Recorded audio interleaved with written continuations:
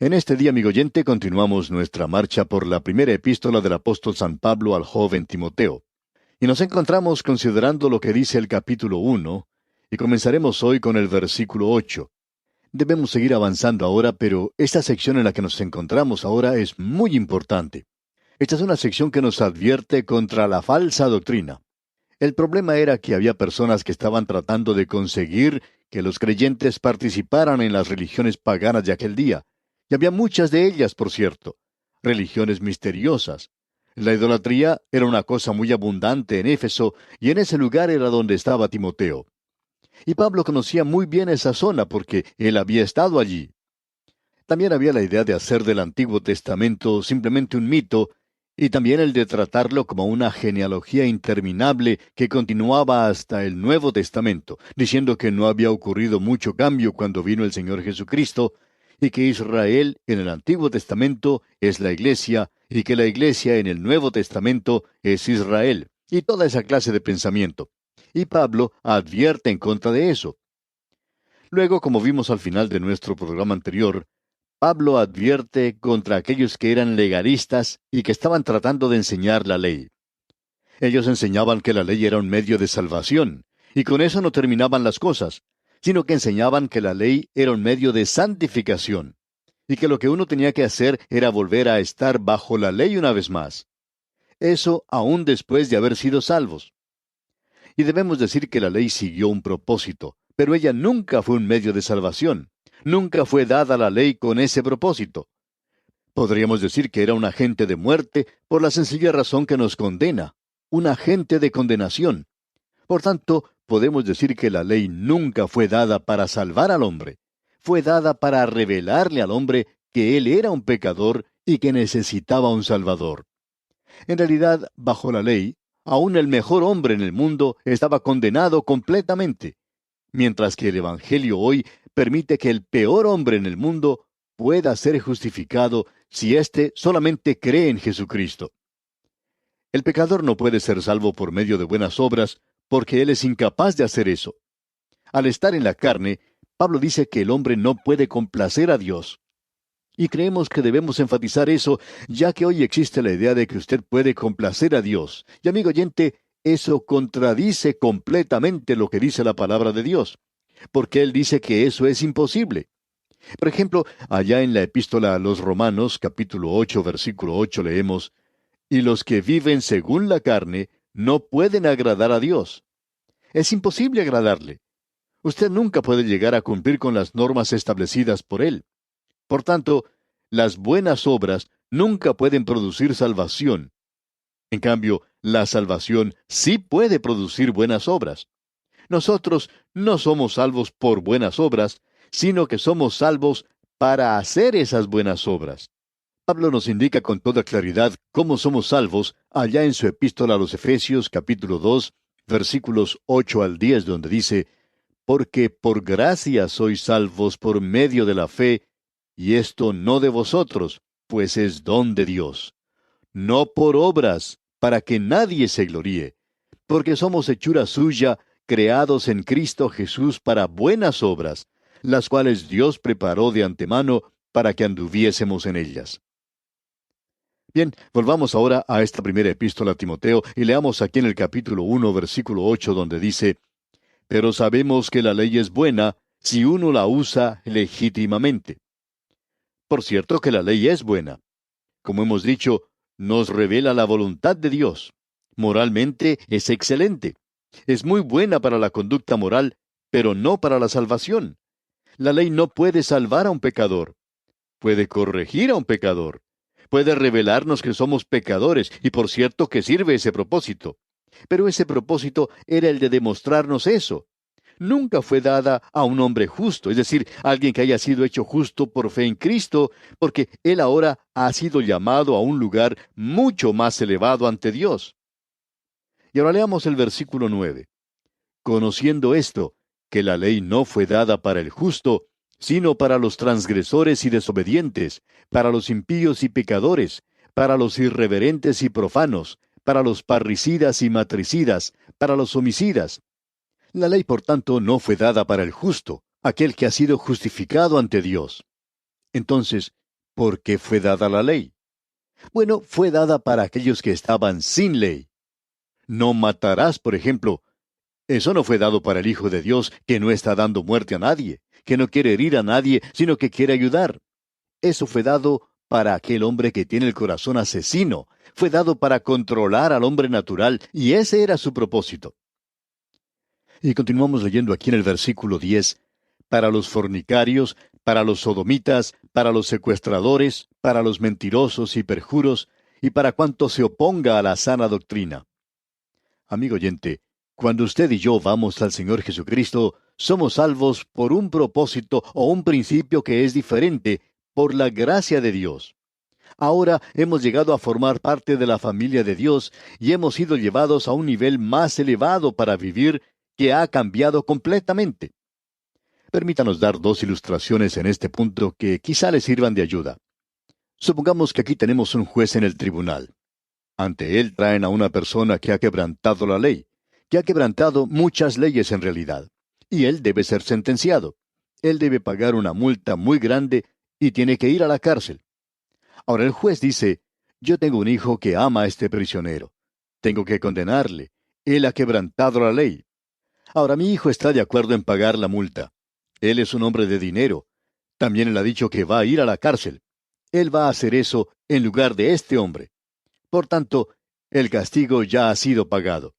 Y yo voy a tomar a este criminal y llevarlo a mi hogar, y lo voy a tratar a él como si fuera un hijo mío. Así es que este juez toma a este criminal y lo lleva a su casa. Ahora él no comienza a hablarle y decirle, no matarás, no hurtarás. Él es su hijo. Ahora él va a hablar con él de cómo debe amar a los demás miembros de la familia, de cómo debe actuar en la mesa, cómo tiene que obedecer a la esposa del juez. Él tiene que tomar parte en las actividades y obligaciones de la familia. Usted puede apreciar que él ahora se encuentra en una situación completamente diferente a la anterior. Pues bien, eso es lo que Dios ha hecho por el pecador. Por tanto, nosotros ya no estamos bajo la ley. Ahora estamos ocupando una posición muy superior a esa. La ley es para aquella persona que está quebrantando la ley. Eso fue dado al comienzo para controlar la vieja naturaleza de la carne. Permítanos presentarle ahora otro ejemplo. Creemos que con esto podemos demostrar lo que debería ser la vida en la familia de Dios. Una familia de Dios donde hay fe y amor y buena conciencia, como vimos en nuestro programa anterior. En cierta ocasión, un indio que se había convertido al cristianismo se encontraba haciendo un viaje en tren. Él tenía que hacer un viaje bastante largo y en cierto punto del viaje debía cambiar de trenes. Así es que cuando llegaron al punto intermedio, los pasajeros se bajaron del tren y esperaron en la estación.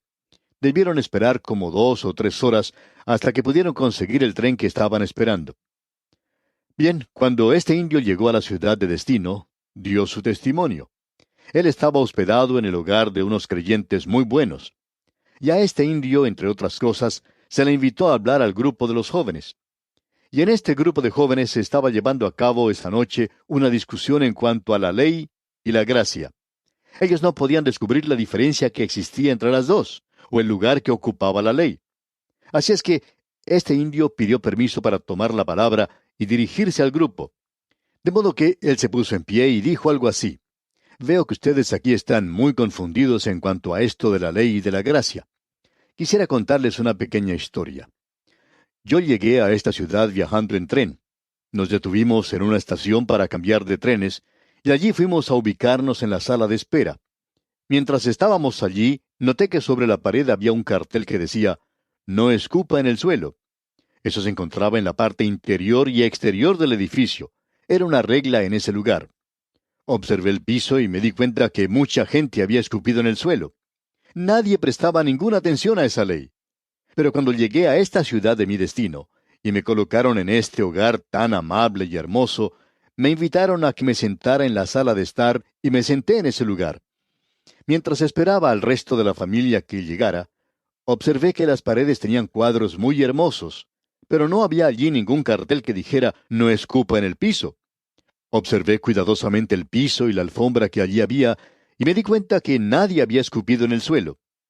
Esto era una ley en la estación del ferrocarril, pero era gracia en el hogar donde yo estaba morando.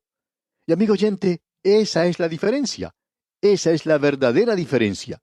El hombre bajo la ley nunca la cumplió. Él nunca podía alcanzar ese nivel. La quebranta continuamente. Pero ahora él ha sido llevado por medio de la gracia a formar parte de la familia de Dios. Y él no va a salir y asesinar a otra persona. Él es ahora un hijo de Dios. Él no debería mentir. Pero cuando él hace eso, él está fuera de la comunión con Dios. De eso estamos seguros. Pero de todos modos, aquí tenemos ese ejemplo. Ahora, Pablo está diciendo aquí que estas cosas son opuestas a la sana doctrina. Es decir, poner al hombre bajo la ley, porque el Hijo de Dios se encuentra ahora en una familia donde el énfasis tiene que ser puesto en el amor, en la fe y en la buena conciencia. Ahora él dice, según el glorioso Evangelio del Dios bendito. Esa es una declaración de Pablo y es muy singular. Usted no encuentra esto en las cartas a las otras iglesias, pero la encuentra aquí donde él escribe a estos jóvenes predicadores, según el glorioso Evangelio del Dios bendito. ¿No le parece esta una forma maravillosa de hablar, amigo oyente? El glorioso Evangelio del Dios bendito que a mí me ha sido encomendado. Ahora, en el versículo 12, Pablo habla de una manera muy personal en este punto en particular. Y quisiéramos que usted note cómo él enfatiza el señorío del Señor Jesucristo. Y esto es algo para el creyente. Esto es algo para la iglesia local. Escuche usted el versículo 12 de este capítulo 1 de la primera epístola a Timoteo. Doy gracias al que me fortaleció, a Cristo Jesús nuestro Señor, porque me tuvo por fiel, poniéndome en el ministerio. No deseamos hablar demasiado en estos puntos que se presentan aquí, pero creemos que esto es algo bastante importante. Esta palabra ministerio es una palabra muy mal entendida hoy. Todos los creyentes están en el ministerio. En realidad, debemos decir que ninguno de nosotros está fuera del ministerio si somos hijos de Dios. Es decir, que cada creyente tiene un ministerio, y la palabra que se utiliza aquí es la misma palabra que se usa para la palabra diácono, digamos de paso. Y esa es una palabra muy hermosa que tenemos. Él está diciendo aquí, doy gracias a Cristo Jesús, nuestro Señor, porque me tuvo por fiel poniéndome en el ministerio. Todos nosotros somos ministros. Cada creyente es un ministro del Señor Jesucristo. Pablo hasta llama a los gobernantes ministros. Ellos son ministros de Dios, ya que esta gente ha llegado a ocupar ese lugar de poder gracias a los votos de los demás. La gente le dio ese cargo, pero amigo oyente, creemos que Dios está en control, y muchas veces dirige lo que ocurre aquí con esta humanidad en la tierra. Y ese hombre, no importa quién sea él, es un ministro de Dios. Así es como ese cargo debería funcionar. Ahora, si funciona así o no, no es lo que estamos tratando aquí en realidad. Lo que queremos enfatizar es que usted es un ministro. A usted se le ha encomendado un servicio que cumplir. Pablo le está dando gracias a Dios porque Él le ha colocado en un servicio, que en su caso en particular era el ser misionero. Ahora, en el versículo 13 del capítulo 1 leemos, habiendo yo sido antes blasfemo, perseguidor e injuriador, mas fui recibido a misericordia, porque lo hice por ignorancia, en incredulidad. Y queremos que usted se dé cuenta de algo, amigo oyente. Pablo toma esta terrible palabra de ser blasfemo, y eso es lo que dice haber sido. Hablando honradamente, amigo oyente, este hombre había blasfemado al Señor Jesucristo. Él le odiaba. Él había cometido lo que de otra manera podría haber sido considerado como un pecado que no tiene perdón. Creemos que él podía haber estado presente en la crucifixión del Señor Jesucristo. Creemos que él hasta ridiculizó al Señor. Y él dice aquí, habiendo yo sido antes blasfemo, perseguidor e injuriador de la iglesia. Notemos que ahora dice, mas fui recibido a misericordia. Cuando Pablo habla acerca de su salvación, él indica que fue salvo por la gracia de Dios, pero fue la misericordia de Dios la que lo colocó a él en el ministerio. Y esa es la razón por la cual decimos constantemente que nosotros tenemos que tener mucha de la misericordia de Dios. Nunca pudimos, por ejemplo, descubrir por qué el Señor nos utilizaría en esta clase de servicio presentando la palabra de Dios. Si alguien nos hubiera dicho que íbamos a estar haciendo eso hace algunos años atrás, quizá le hubiéramos dicho que eso era una cosa absurda. En primer lugar, no teníamos el deseo de hacerlo.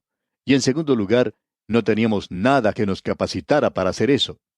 Pero amigo oyente, Dios lo hace por su misericordia. Él nos coloca en el servicio. Él tiene que ser muy misericordioso con nosotros. Hemos usado mucha de su misericordia, pero Él dice que es rico en misericordia. Así es que hemos podido usar mucho de esa misericordia de Dios.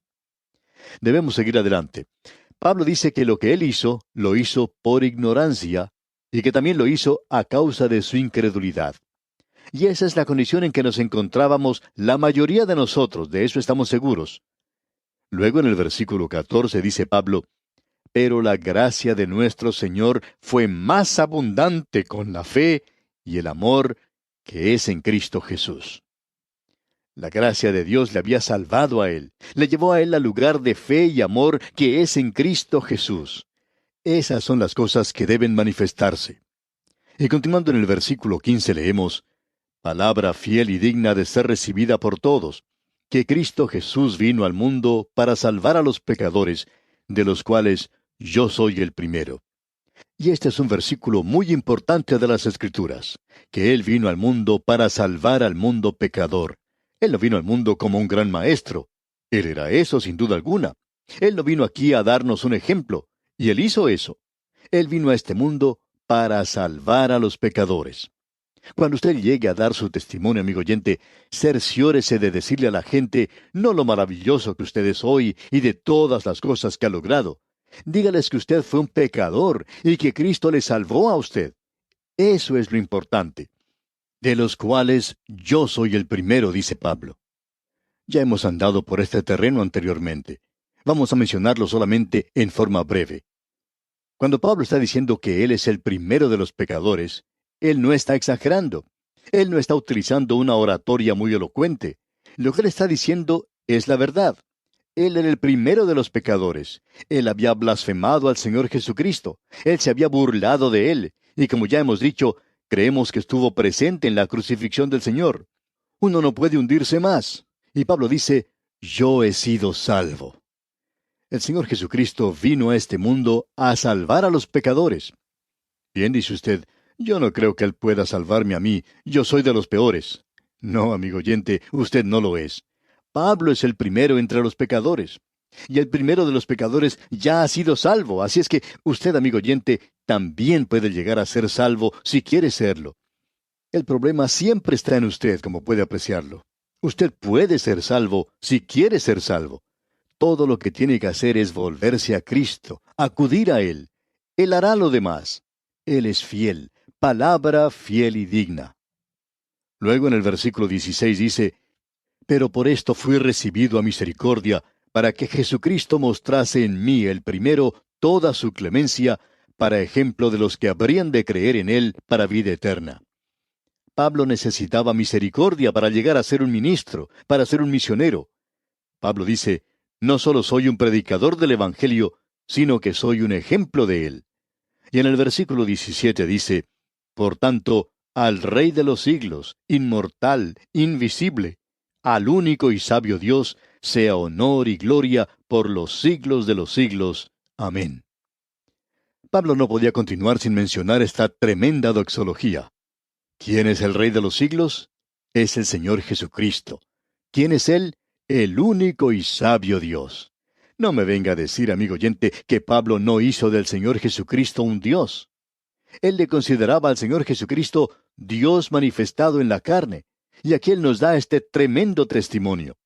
Y en el versículo 18 dice, este mandamiento, hijo Timoteo, te encargo, para que conforme a las profecías que se hicieron antes en cuanto a ti, milites por ellas la buena milicia.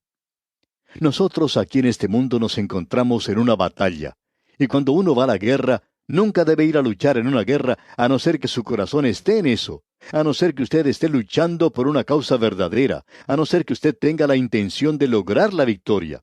Y Pablo dice aquí, yo quiero que luches, que milites por ella la buena milicia. Tú tienes un enemigo real y verdadero, y él ha hablado con los creyentes de Éfeso en cuanto al enemigo. Y Timoteo conocía también a ese enemigo. Es una batalla espiritual. Pero vamos a detenernos aquí por hoy. Le sugerimos leer el capítulo 2 de esta interesante epístola para que esté mejor informado de su contenido. Que el Señor le bendiga abundantemente es nuestra ferviente oración.